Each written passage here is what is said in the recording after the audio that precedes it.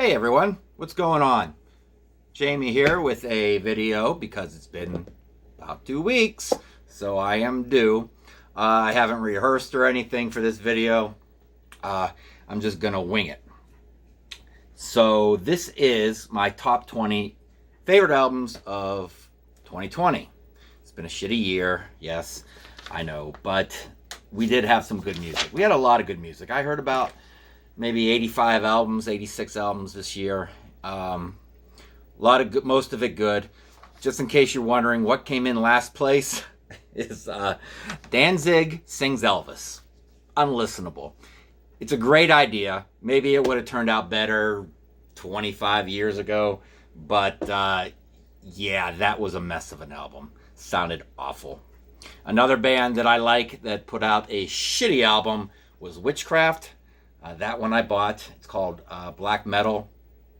It sounds like it's going to be cool. Maybe Witchcraft dives into black metal a little bit.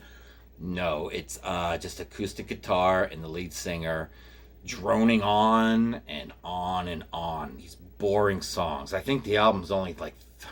I listened to it once. It might be 38 minutes, but it felt like it was 138 minutes long. It's awful. But let's talk about the good stuff, all right? Let's start off with number 20. Now, there's a lot of different kind of music here. It's not all just metal. It's not all just... Well, it's mostly rock and metal. But number 20 is not rock or metal. But it can be a little rockish at times. Putting the two new Pat Metheny in at number 20 from this place is a... you know what? This might be my favorite Pat Metheny album. I listened to this a lot this year. It's a very dark album. I never know where to look. I don't want my eyes going to the side too much, so I'll try to look at the camera. Yeah, it's a very dark album. Very cool. At times it reminds me almost of Pink Floyd. It may not sound like Pink Floyd, but it has the same vibe as maybe like Animals from Pink Floyd. It is really cool. The only thing I wish it did not have is the last song with lyrics. It's a bit of a almost R&B-ish kind of song, and I can do without that. It makes the album sound a little bit cheesy when it goes into that song. But other than that, great album. So, number 19. Not really rock either. You can tell I'm kind of squeezing in different genres at the end of my list. But they are very good, and they deserve their spots. Mary Chapin Carpenter, The Dirt and the Stars. She had a lot of hits in the 90s, and I've been a fan of her since 89. When I worked at a record store, we got a promo copy in of Stay of the Heart by her, 1989 album, and I instantly fell in love with her. And she stopped doing, how should I put this? She stopped doing fun music around the early 2000s and really focused on folky, Joan Baez-y kind of music. And I did lose a little bit of interest, but this is her best album in probably 20 years. Now, is it as fun as her 90s stuff? No. But it's pretty good. And I would say song 11 on this, the last song between the Dirt and the Stars, title track, I'm going to say it right now. Best guitar solo of 2020. That I heard anyways. That I heard. Awesome. It's like, I think the song, what is it? It's almost 8 minutes long. And it rocks. Especially at the end. Number 18. Uh-oh. I'm out of place. Sorry. Hey, I've been drinking. Cheers. I hate it when people drink on camera, so I won't do it. But drinking some 12 Dogs of Christmas, 8.3%, so that'll put you in a Christmas mood. Merry Christmas and Happy New Year to all you too. So number 18, I'm going with Pain of Salvation, Panther. This band has been around for ages, maybe almost 30 years, I think. This album is like progressive metal. It's very good. It almost dives into industrial, like Ministry and Nine Inch Nails at times. But I think it's really cool the way they incorporate that into the progressive metal. And it has a really good message, kind of like, you know, a lot of it's don't trust the media kind of stuff. In a good way, don't trust the media. Not in a bad way. There's media you can trust, I think, and there's media you shouldn't trust. But we all have our different sides on what we think is what, don't we? So, number 17. I am so out of... Like I said, I didn't rehearse. Number 17, I'm going with Hell Ripper, which is very famous. Not famous, but very well liked in the VC by a few people that I follow. It is blackened thrash metal. It's like 30 minutes long, if that, and it just rips. It rips from hell. Hell Ripper. It's a great, fun album. It's blackened thrash with great guitar solos. You can air guitar to it.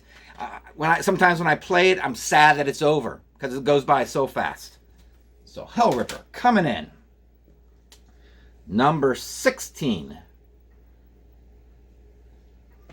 Going with Testament, New Testament. Well, it's not that new anymore, is it? Came out right at the beginning of the pandemic. I don't know about how you guys were getting records in like March and April, but we had a record store here close to me that would deliver them like pizzas. And they would take your order and most of the time deliver them on the same day. This is one of the ones they delivered to me. It's a very good album. Rocks hard. Chuck Billy sounds great. Now, Andy Snead, am I getting a little tired of his style of production? He did produce this, didn't he? I'm pretty sure he did. Definitely has a sound. Yeah, it's wearing on me a bit. I know the new Accept is coming out soon, and I listened to part of it, or the single that they released, and it's got that Andy Sneap sound.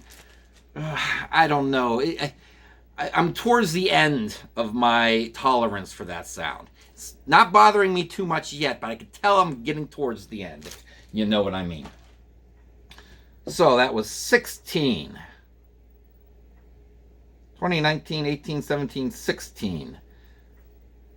Number 15. Going with an old timer.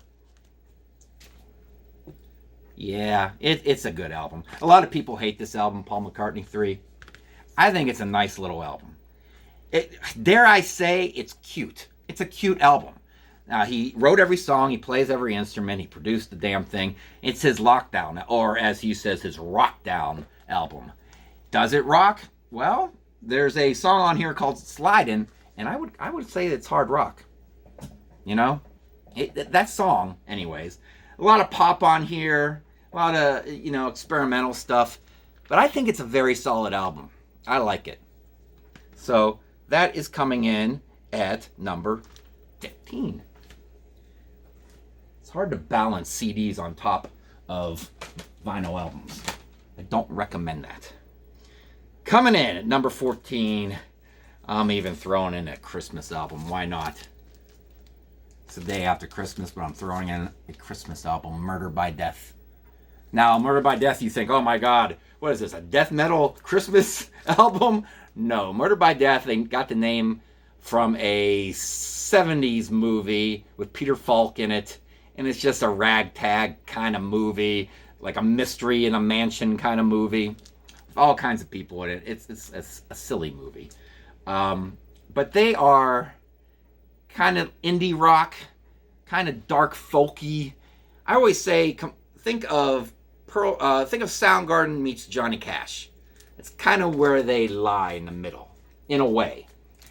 But I thought this album would be cool. They're going to do a Christmas album. That's really cool. I was surprised how much I like it, though. It's really cool. And it sounds Christmassy. It's like joyful, in a way. And they're not known for doing joyful music. So I like it. And even though it's a Christmas album, I'm putting it in my list. So where are we? I was 14. Number 13. Hum. Released a new album for the first time in about 20 years. Inlet. And, am I saying the names of these albums as I introduce them? This one's Inlet. And it's a heavy album. For coming back after 20 years, You'd think they'd lose some of their mojo. They have not, and they even got heavier. This is almost doomy metal in a way. I call it alt metal, alt rock, but there's some doomy metal to it. Shoegaze as well, which if you don't know shoegaze, it's kind of like music that makes you look down and just gaze at your shoes, hence the name. So if you like alternative rock, if you like alternative rock that's a little bit heavier, I definitely recommend this album. And what's next at number 12? Mark Kelly's Marathon, self-titled album. Mark Kelly is the keyboardist, longtime keyboardist for Marillion. And this is his side project. He got a lead singer that kind of sounds like Peter Gabriel at times. I tell you what, it's really good. It balances prog and pop rock perfectly. It long songs, some of the songs are long, but then they have hooks at times. It's I didn't think I'd like it as much as I did. It's very good. If you like something like 80s Genesis or Mike and the Mechanics, you might like that. So there you go on number, 12. Number 11. We're going to get a little bit traditional here. Traditional metal. Spirit Adrift. And with Enlightened in Eternity. These guys started off as a doom metal band. Very doomy. In the, like Pallbearer and Chemist and bands like that. But album to album to album, they kind of just got more traditional metal. And this is something basically from like the late 80s, early 90s. So if you like galloping metal, like kind of like Maiden-ish, a little bit Ozzy-ish, I think you'd like it. And look at that cover. How can you go wrong with a cover like that? Huh? Spirit Adrift. Check them out. I saw them live about 4 years ago and they kicked ass. Next, speaking of doomy metal, Pallbearer, Forgotten Days.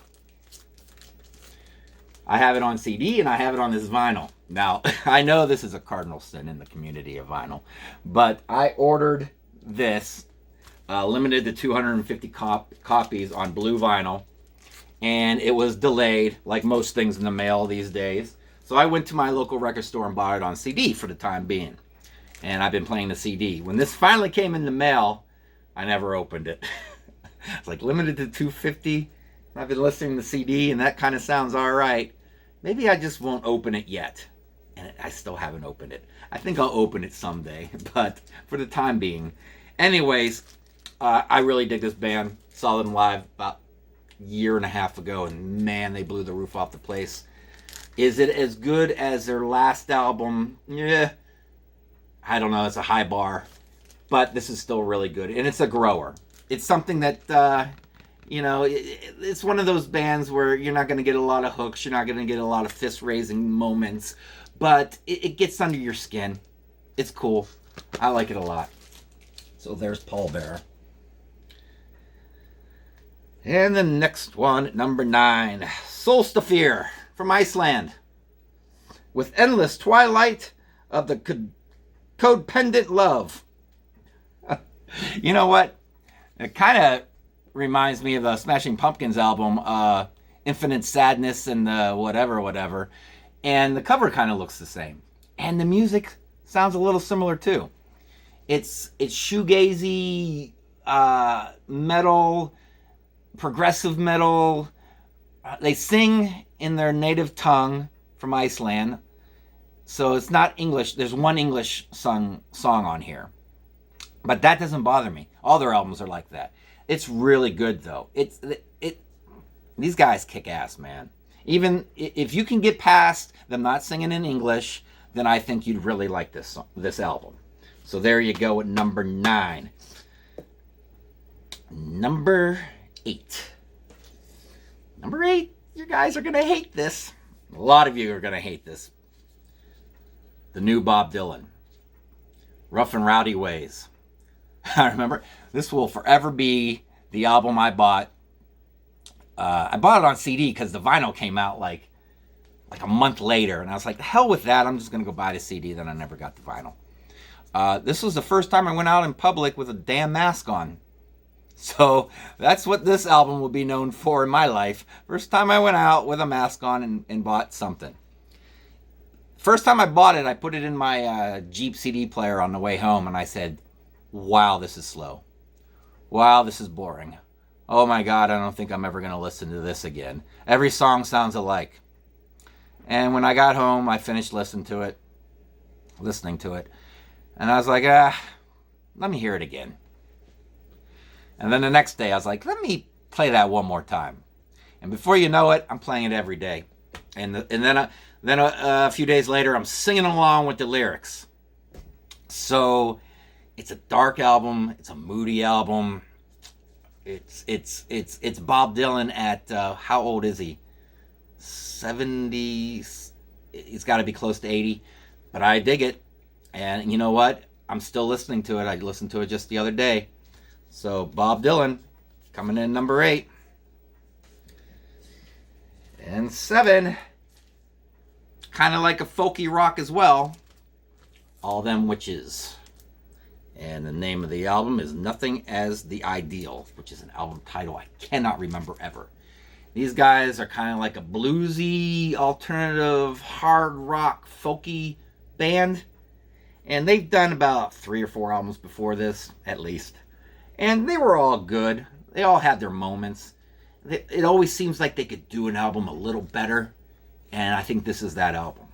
This is pretty badass. It's got longer songs on it. A little bit of jam sessions here and there. Good songwriting. So if you want to try something a little bit different out of your box, maybe try All Them Witches. Sounds like they're a metal band, All Them Witches, like a folky metal band. Not quite, but close. Next, a lot of people like to hate on this album, and I don't know why. But I am going with Pearl Jam. Gigaton. I think it's their best album and that is better than the album before this, and it's better than the album before that. Maybe not quite as good as the self-titled. I'm losing track of years now, though. But I think it's their best album of the last 3 releases they've done. They put all the slow songs right at the very end. 4 slow songs on the end. I wish they would have taken those 4 songs and kind of peppered it through the album instead of rock, rock, rock, rock, rock. Boom! Last 4 songs. Now we're slowing down. Give us a ride instead of a drop. But other than that, these songs are great, man. There's songs on here that would have been a hit in 1996, I'm telling you. This is a great... If you forgot about Pearl Jam, if you said the hell with that band, give this a try if you haven't heard it already. A lot of people love it. A lot of people dislike it. I don't know why they dislike it. I don't know. I got a buddy who's a bigger Pearl Jam than me, and he doesn't like the album. I can't figure it out. What was that? 6. Number 5. This album keeps growing on me and growing on me and growing on me. Paradise Lost. And what's the name of the album again? Obsidian.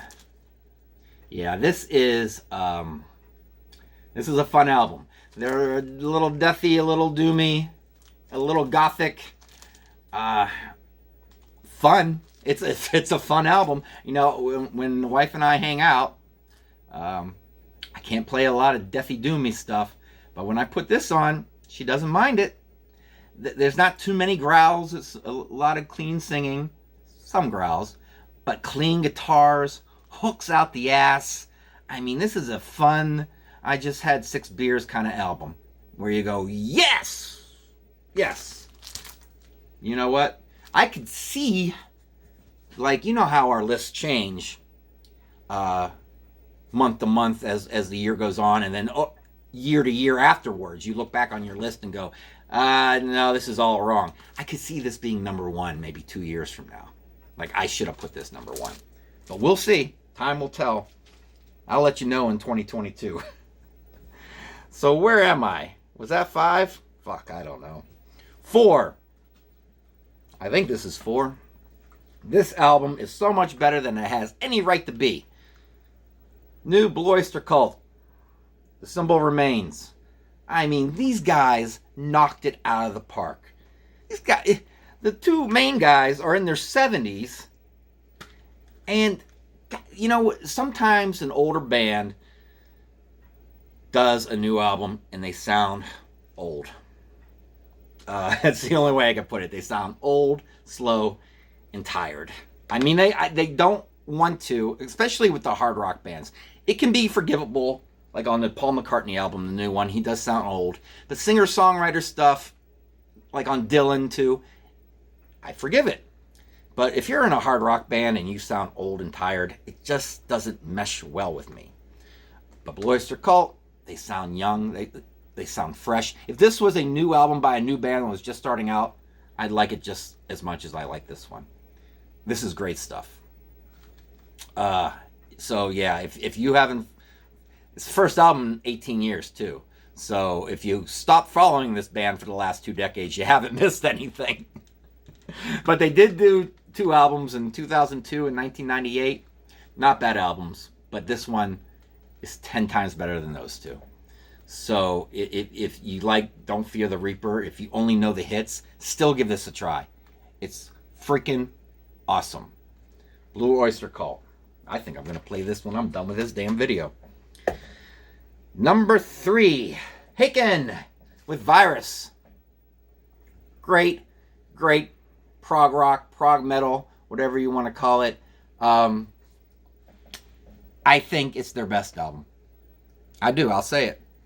I have them all, and this one just... it's hard to... I mean, why? Are the songs better? Are they playing better? Well, they play great on every album. The songwriting is great on every album. So, is it because I like the color yellow? I don't know. But I just listen to this more than I did with the other ones when I first got them. I was hooked instantly with this one. It's awesome. Virus. Check it out. If you never listened to them, this is a great starting point. Virus. Haken. Now this album, number 2, I really thought this was going to be my favorite when it first came out. I couldn't get enough of it. I said nothing's going to beat this one. And I don't even like... God, my number 1 and my 2 are bands that I used to not like. That is weird.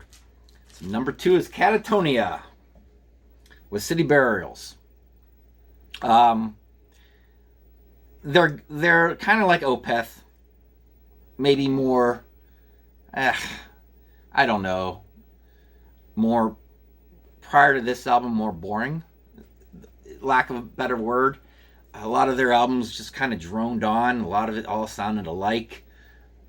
The ones that I heard anyways. I mean, the albums sometimes had their high points, but I got bored with them. This one, this is like Opeth meets Tears for Fears. It's got hooks. It's got great pop melodies. It's dark. It's barely metal. You know, it's gothy. Another one I can play when I'm hanging out with the wife, though. I should say my wife, not the wife. The wife, that's very... Where's my wife beater? Where's my Miller High Life? Yeah, the wife. My wife.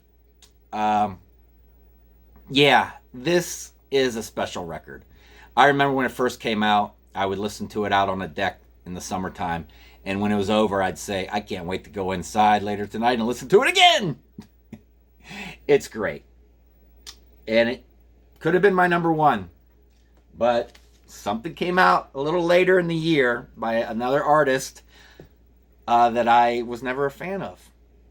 I went about 30 years of my life not liking this guy at all. And then one day I was in a bar about 4 years ago. And I went up to the jukebox. And for some reason... I've never played this guy on the jukebox ever in my life. It's a song I've heard a billion times on the radio. So it's a song that I'm tired of. by an artist I never liked, but for some reason I wanted to hear it. So I put my dollar bill in, and I clicked on Born to Run by Bruce Springsteen, and it sounded good. I don't know why, it just clicked finally. So I went out and I started buying his back catalog, and it just started clicking with me. All these years, the same aspects about him that I didn't like, I started to like. So here we are with the new release, coming in at number 1. I mean, this is a solid record. Every freaking song is great. Starts off with a slow, folky, Dylan-ish song. Maybe not the perfect song to start an album off with. It's mostly rockers, but it's a little bit of an introduction. Maybe would have fit better on the end because it gives you a false pretense of what the rest of the album's going to be, especially since he's done a lot of folky, slow albums in the past 2 decades, and you put this in and you're like, oh, here we go again. No. It goes right into second track, Letter to You, which is a rocker. Burnin' Train, another moving rocker that feels like a train moving. This has Ghosts on it, which he performed on SNL a couple weeks ago. Great song. But it has If I Was a Priest, a song that he wrote back in 1972 that he finally put on a record. That song I played about 6 weeks ago in this bar here. And for some reason, it brought tears to my eyes. I sat here alone by myself listening to Springsteen, crying. Now, granted, I was drinking and I had prescribed steroids in me at the time. But still, I don't know. If I listened to Black Sabbath the debut, that would have made me cry at the same time because of the drugs and the alcohol. But I'm telling you, when I still hear that song sober, it gives me chills. So it just wasn't the booze and the steroids. But there you go, number 1, Letter to You. If you like his 70s stuff, give it a try because it sounds like he sounds young too. It sounds like it came out in 1978. I'm telling you. Listen to it. Honorable mentions. What do I got here? Remember the Outlaws, Green Grass and High Tides? Yeah, that band. Well, they released a new album early, late spring, early summer, sometime around then. Great guitar record. A lot of great guitar work. And Dixie Highway, the title track, one of my favorite Outlaw songs ever. Top 4 already. Temple of Void.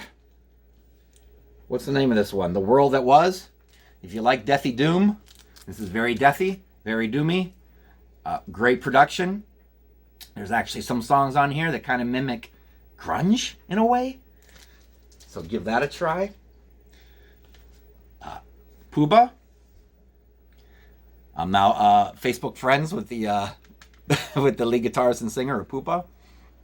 I got turned on to these guys just a couple months ago.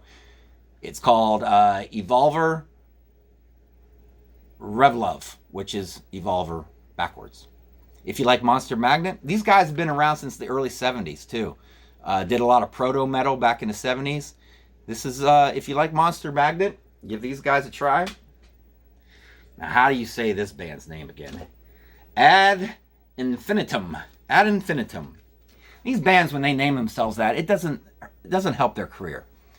But I'm not a big power metal guy. It just always sounds so damn cheesy to me. I try to get into it. I try to get in the mind of a 13-year-old Jamie Laszlo when I listen to it. Yeah, a lot of it just rubs me the wrong way. But this is pretty decent. It's good. It's got enough grit to it. Plus the lead singer, that picture doesn't even do her justice. She is a hottie. I mean, 10 out of 10. So maybe that helps. That might help matters. Yeah. I give the album a solid 7.5. I give the lead singer a 10. You can't go without mentioning the new AC/DC Power Up. When I first got it, I was like, every song is I'm kind of bored halfway through. But then I listened to it again and again and again. It's a fun record. It's good to have them back too. Only wish they could tour You know, because I've never even seen AC/DC. One of those bands. There's a few bands out there that I wish I could say that I've seen. AC/DC is one of them. I've never seen Mellencamp. I'd like to see Mellencamp. I had tickets to Mellencamp, but the chick stood me up that I bought a ticket for, so I ended up not going. I went to a bar and drank by myself instead. That was a long time ago in another story. New Armored Saint. Want to give love to that. Punch in the Sky. I don't know if Andy Snead did this one. I don't know if he did or not. But it's got a little bit of an Andy Sneady sound to it. But it's still good. It's good. The songs are good. John Bush singing his ass off. Really good. Want to give some love to the new Deep Purple, too. Whoosh! Looks like he's in an Avengers movie. Snap! But this is really good. Maybe I wish the guitar was a little louder than the organ, instead of the organ and the guitar being at the same level. But it's good. And it's great to know that Deep Purple's still putting out music. Holy crap. And they got another album. They're going back in the studio soon to do another album. So, hey to Deep Purple. There you go, guys. There's my list. So, make a comment if you want to my 53 followers out there, or anyone else who happened to stumble upon this video. Make a list and put your top whatever 10, 5 below, and I will see you guys in maybe 2-3 weeks, something like that. Or, you know, put in Sea of Tranquility into your YouTube search and put my name, and I did a couple videos over there, and Elton John, Carly Stills and Nash, and Graveyard. And you could see me do a couple videos with Pete Pardo over there. So I will see you guys around. Later.